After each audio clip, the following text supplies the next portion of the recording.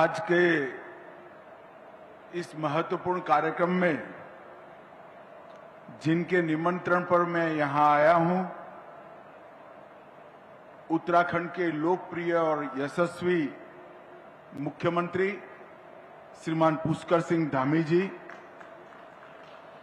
विधानसभा की अध्यक्षा श्रीमती ऋतु भूषण खंडूरी जी,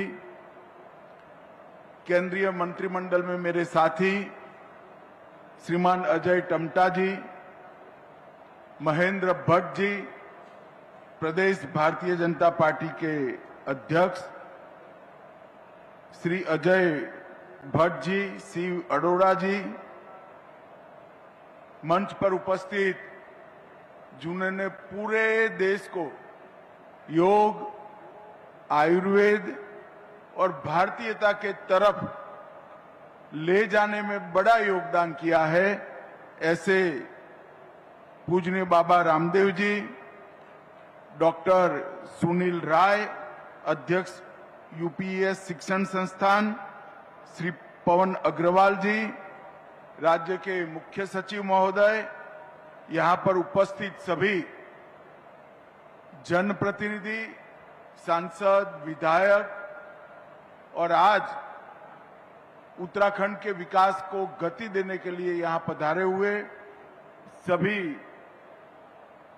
उद्योजक भाइयों बहनों और उपस्थित सभी भाइयों बहनों को मेरा राम राम प्रणाम।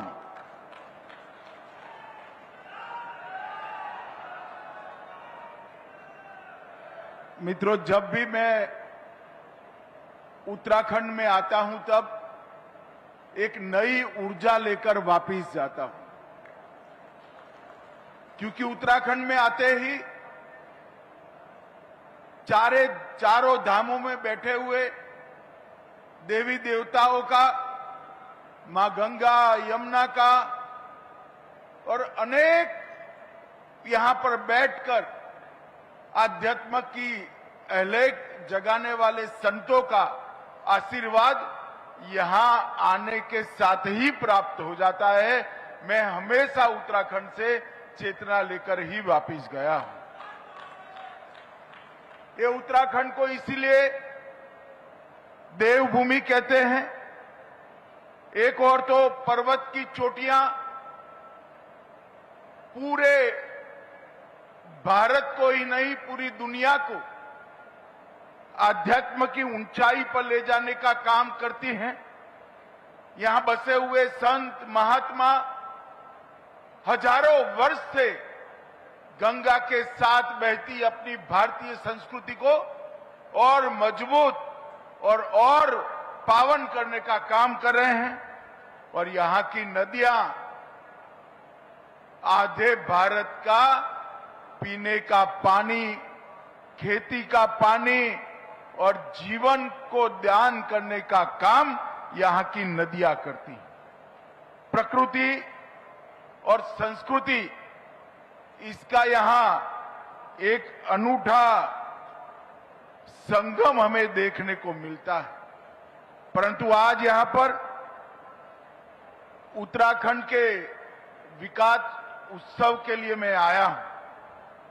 भाइयों बहनों, 2023 में ग्लोबल इन्वेस्टर समिट जब हुई, मैं इसके समारोह में आया था और वहां पर मुझे एक चिट पर पुष्कर जी ने लिख कर दिया कि साहब 3,56,000 करोड़ का इन्वेस्टमेंट हो के एमओयू आए। मैंने पुष्कर धामी को वैसे ही कहा था कि पुष्कर जी, एमओयू लाने में कोई पराक्रम नहीं है, उसको जमीन पर उतारने में पराक्रम है। और आज मैं पूरे उत्तराखंड की जनता के प्रतिनिधि के रूप में पुष्कर सिंह और उनकी टीम को बहुत बहुत साधुवाद देना चाहता हूं, क्योंकि आज 1 लाख करोड़ का इन्वेस्टमेंट ये जमीनी सच्चाई बन गया। मैं ऐसे राज्य से आता हूं जो हमेशा से इंडस्ट्रियल इन्वेस्टमेंट में बहुत आगे होता है।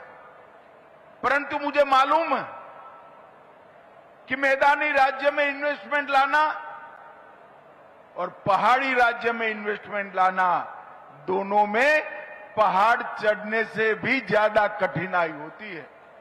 और भाई पुष्कर सिंह इसलिए अभिनंदन के अधिकारी है कि सारी विपदाओं को, सारी विपरीत परिस्थितियों को और सारी परंपरागत कल्पनाओं को तोड़ते हुए आज 1 लाख करोड़ से ज्यादा इन्वेस्टमेंट उत्तराखंड में आ चुका है। ये बहुत बड़ी बात है।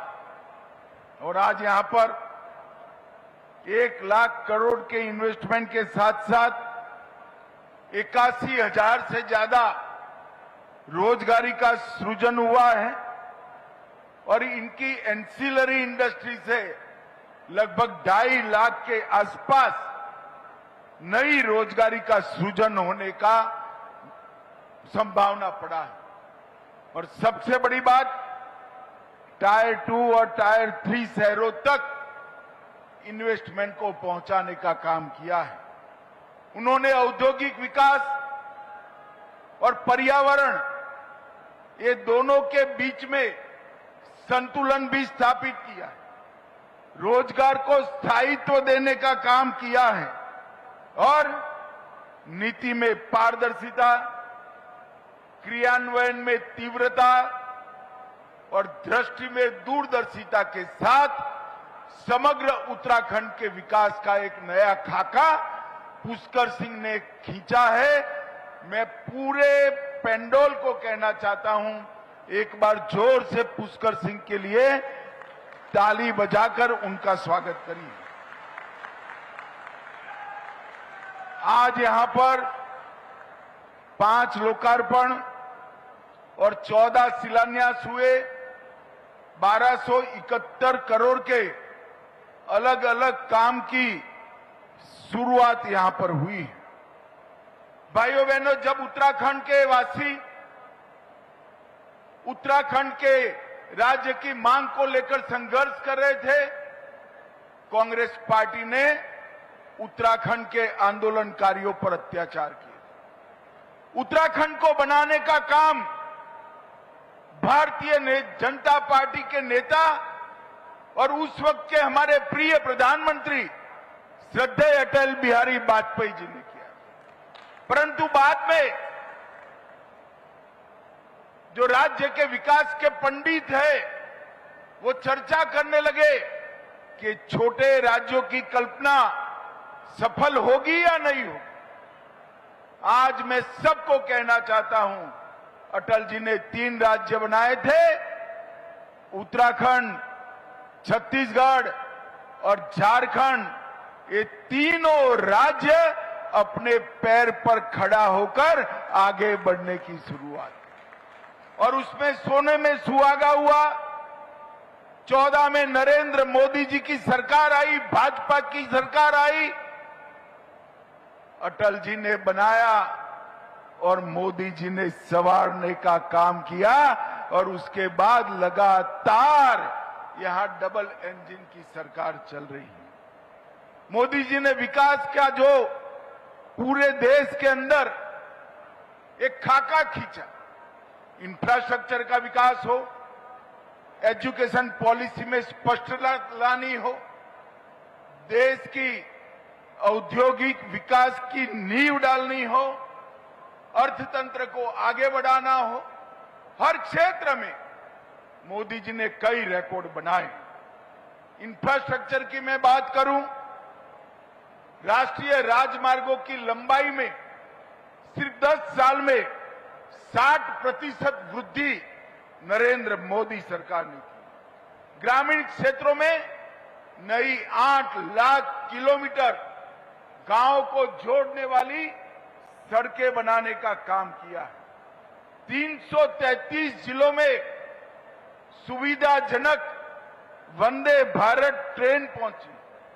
45,000 किलोमीटर का रेलवे कई लाइनों का विद्युतीकरण हुआ।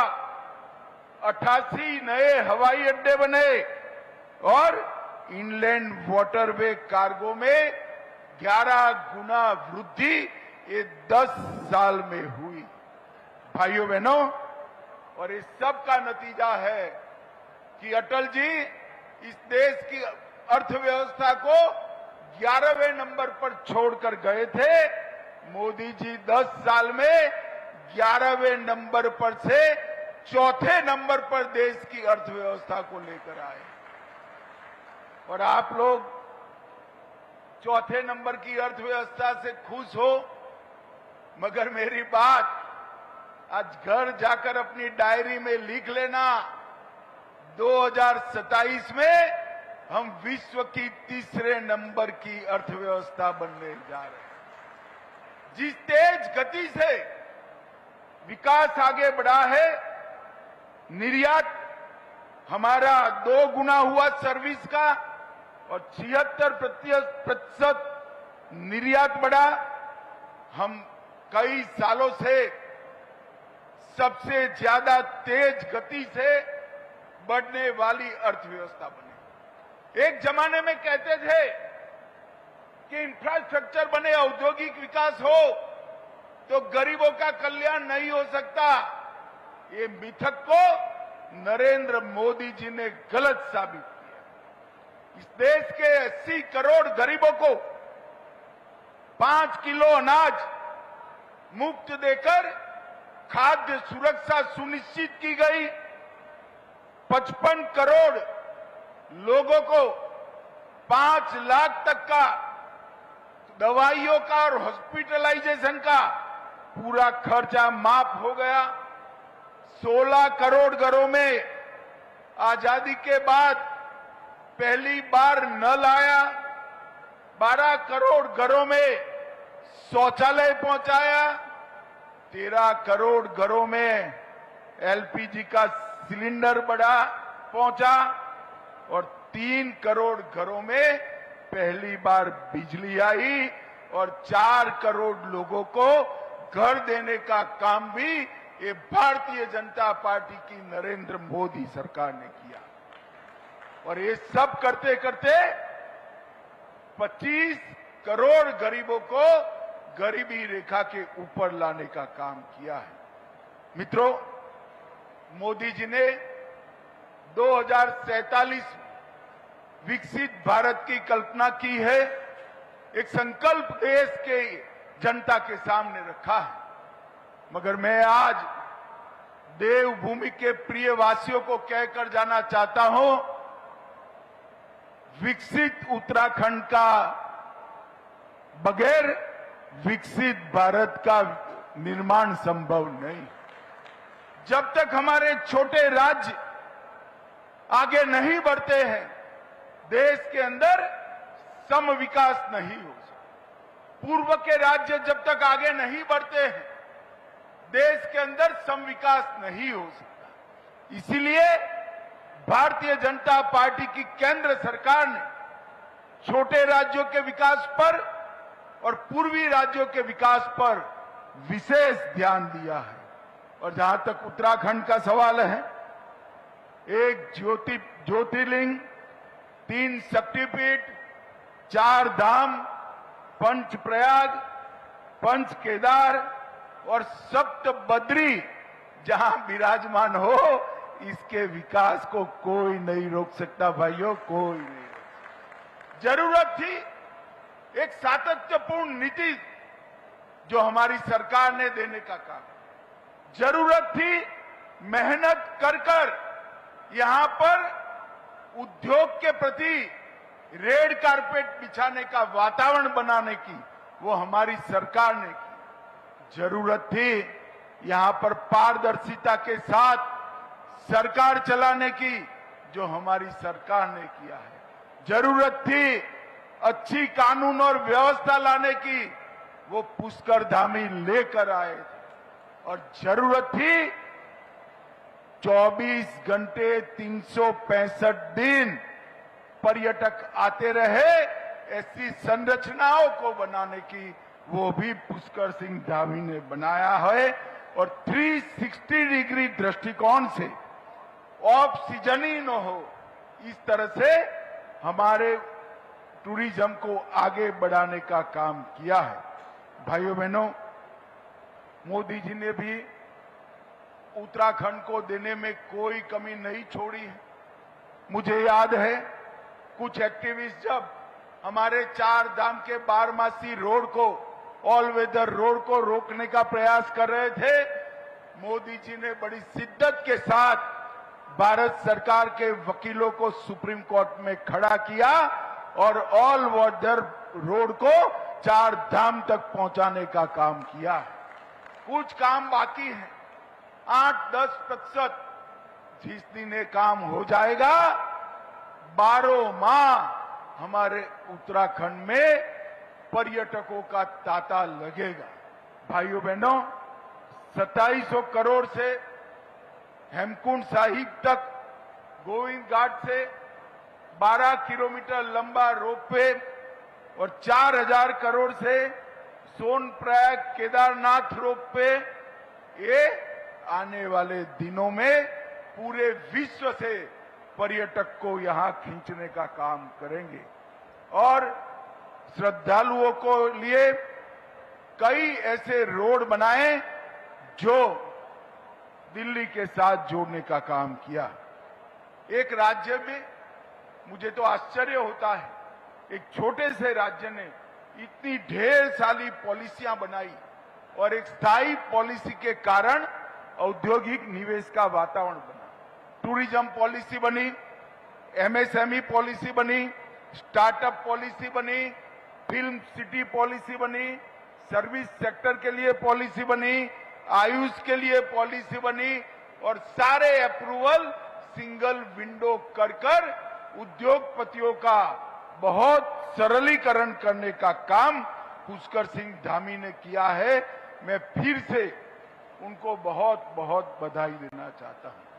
यहां मैं आया हूं तब ये भी कहना चाहता हूं, आयुर्वेद, योग, प्राकृतिक उपचार और जैविक खेती, ये चारों आने वाले दिनों में उत्तराखंड के विकास का आधार बनने वाले हैं। और चारों क्षेत्रों में यहां परंपरा भी है, वातावरण भी है और जनता की श्रद्धा भी है। ये चारों क्षेत्रों में अनेक गुना ज्यादा इन्वेस्टमेंट और टूरिस्ट को लाने की एक बहुत बड़ी संभावना पड़ी है। यहां जो अंतर्देशीय कंटेनर डिपो बने हैं, ये निर्यात और लॉजिस्टिक को आगे बढ़ाएंगे। हरिद्वार, देहरादून, उधम सिंह नगर, उसमें प्लग एंड प्ले की सुविधाएं खड़ी हो रही है। स्टार्टअप के लिए ढेर सारी योजनाएं लाए हैं और एक प्रकार से यहां विकास का समग्र वातावरण पुष्कर सिंह के नेतृत्व में भारतीय जनता पार्टी की सरकार ने बनाया है। मित्रों, आज मैं यहां आया हूं, मेरा पॉलिटिक्स करने का कोई इरादा नहीं था, परंतु ये कांग्रेस के लोग जो है वो किसी भी अच्छे काम में, जैसे कोई दूध में नींबू निचोड़ देता है ना, तो दूध फट जाएगा, इसी प्रकार से राजनीति करने के आदि। सुबह सुबह ट्वीट किया कि अमित भाई उत्तराखंड को क्या मिला वो कह कर जाना। मैं कांग्रेसियों को कहना चाहता हूं, मैं तो उत्तराखंड को क्या दिया भारत सरकार ने इसका हिसाब देता हूं, मगर आप जरा, आपकी 10 साल सरकार थी तब क्या किया उसका हिसाब देंगे क्या? वो नहीं देंगे तो दोनों हिसाब मैं ही दे देता।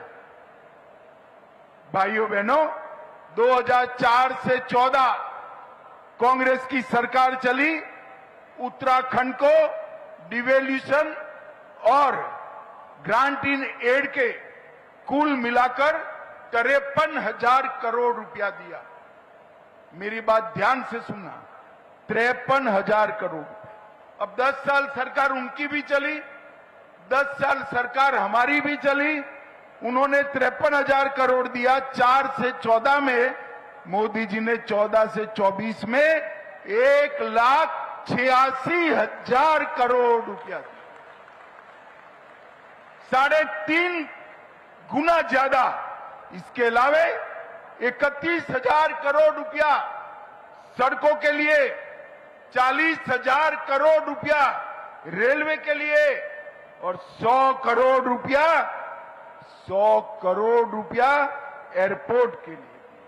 ये सब इकट्ठा करते हैं तो आपसे 4.25 गुना ज्यादा पैसा भारतीय जनता पार्टी की सरकार ने देने का कहा। और मैं आज कांग्रेस के लोगों को कहना चाहता हूं, जब राज्य का भला होता है तो हवन में हड्डियां डालने का काम बंद करो, वरना जो थोड़े लोग बचे कुछे दिखाई पड़ते हो वो भी दूरबीन लेकर दिखाई नहीं पड़ोगे, पूरा साफ हो।